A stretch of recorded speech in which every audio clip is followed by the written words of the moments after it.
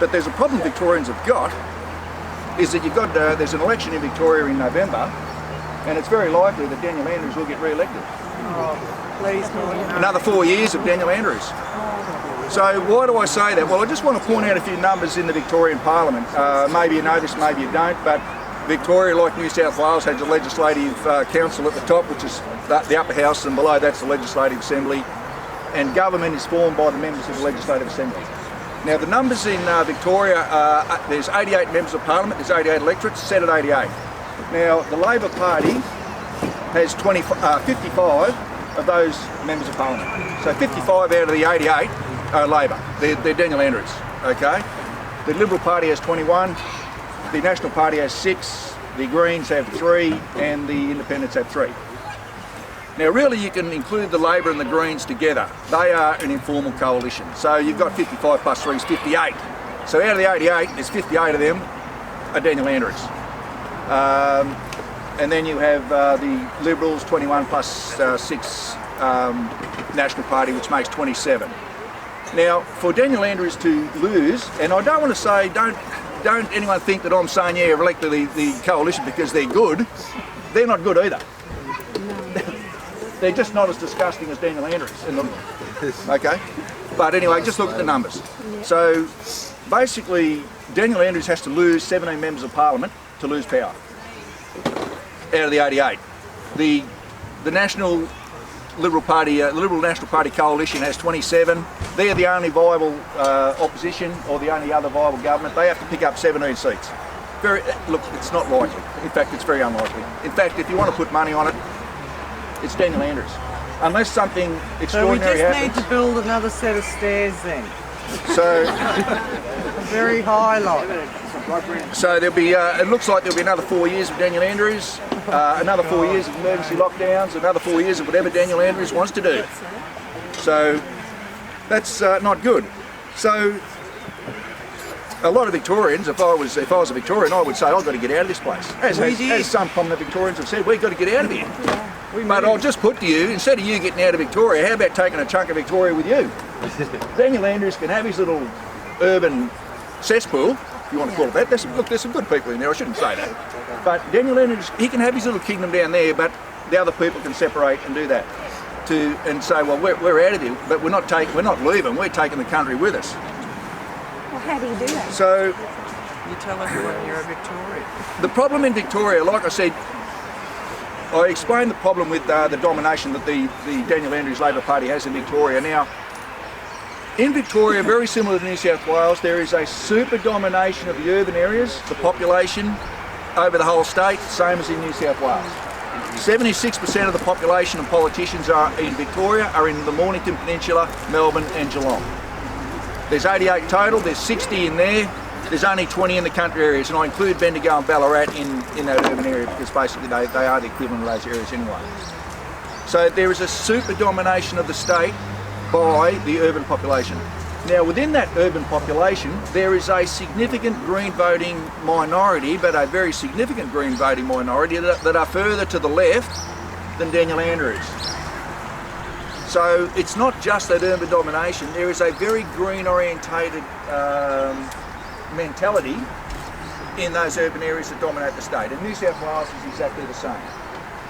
So, and it doesn't matter, the problem with that is you can say, okay, let's get our local member to help us, and your local member can say and do whatever he wants, or she, and they can go to the Victorian Parliament, but we're in a democracy. You can't do anything. When the hands go up, it doesn't matter what speech you make, whatever you say, you can't make any difference. And you can even change your local member of Parliament, send someone else there, but it won't make any difference, even if they make a great speech, because the numbers aren't there. And unfortunately, politics, if you want to summarise politics in a very short statement, politics is numbers. If you've got them, you're going to win. And if you haven't got them, you're going to lose. And it doesn't matter what the fluff is that goes in between. So that's an unfortunate or a reality that we just have to realise. So the country people, who are very, I think, certainly economically very different to the urban areas, and I think our attitude is very different to the average urban attitude. we just really cannot do anything about what happens in the state.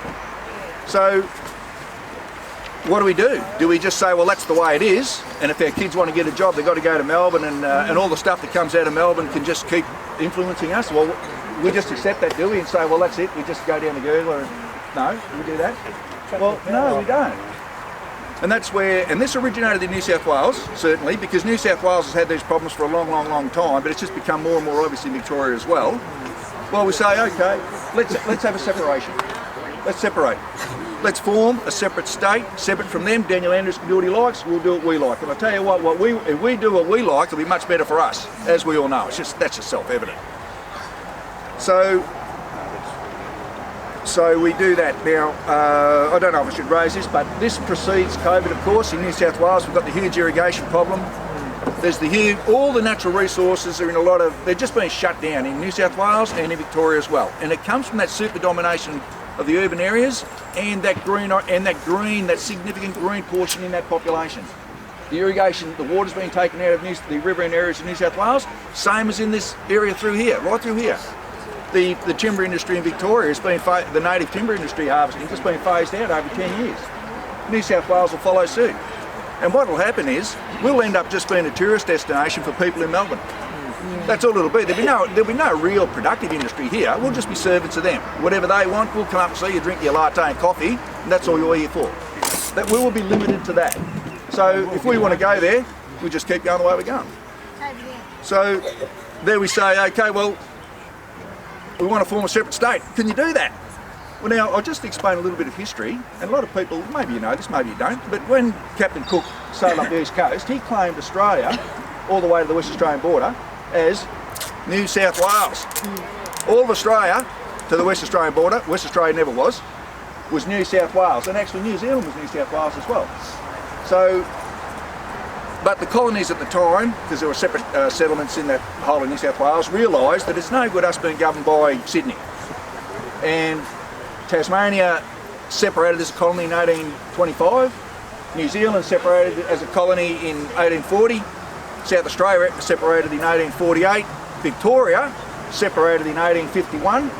This ground here was New South Wales until 1851. Victorians are pretty smart, just a little digression. Gold was discovered in Victoria one day after they declared that they were a new colony. And Victorians are pretty smart. That's what's called insider trading. They knew they found the gold, they didn't announce it till one day after it was proclaimed a separate colony. So that's a slight digression, but anyway, I thought it was interesting. So, Queensland separated in 1858, and the Riverina attempted to separate in 1860. Of course, unfortunately, the Riverina failed, but that's 160 years ago, so it's not a new issue. So when Australia was federated in 1901, when they did the Constitution, they provided for the creation of new states. Because only 50 years beforehand, they'd seen all these colonies separate from New South Wales, so they provided for it. And Section 124 of the Australian Constitution, very, very simply, says that the only requirement to form a separate state is the consent of the Parliament of the existing state. The only requirement to form a country area, another state from Victoria, and the same in New South Wales, is the consent of the Parliament of Victoria and the consent of the Parliament of New South Wales to the New South Wales section. That's all that's required. It's actually a pretty simple requirement. So then we go to, well, how do you do that? Well, first of all, this is not an official requirement, but in practice, we would demand a referendum of the people in the affected area and basically have a vote on it. And if that vote carries, it'll be an official referendum. If that vote carries, that'll be taken to the Victorian Parliament, and the Victorian Parliament really won't have any choice but to consent. Even though it's not a real parliament? Well, even though, whatever, but it's Daniel Andrews at the moment, so it is the Victorian Parliament. So that's the only, that's the process to do it. But before that, of course, and that's not a formal process, it's an informal. The only formal part is the consent of the Parliament of Victoria. That's the only formal requirement. The rest is informal.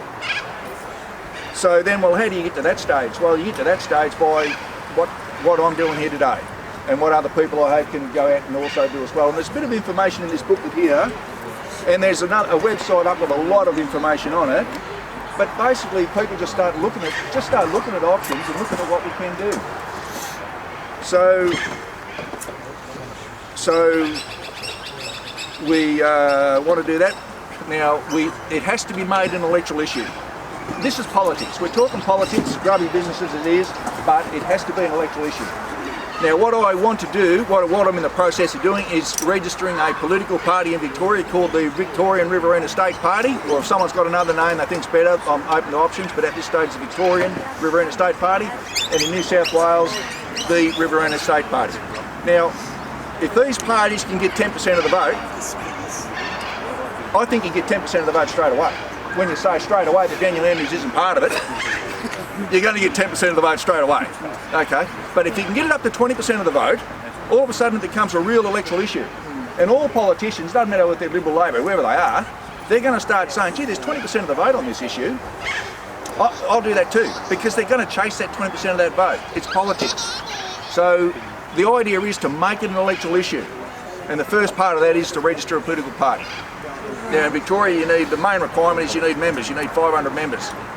So if 500 people are prepared to join a political party, and the idea of that is it'll stand candidates in all the relevant electorates, and on the ballot you'll have Liberal, Labor, Greens, Victorian Riverina State, which will express very clearly the purpose of that party. So that's the reason behind that. It's really advantageous to have the party name on the ballot. If you're just independent, you get some vote, but if you've got the party name behind you, a lot of people vote on the party. So, and it's great brand recognition and all that, and a few other things. So that's the idea there. So that's why I'm here today. Now, can it be done? Well, I just want to say it will be done.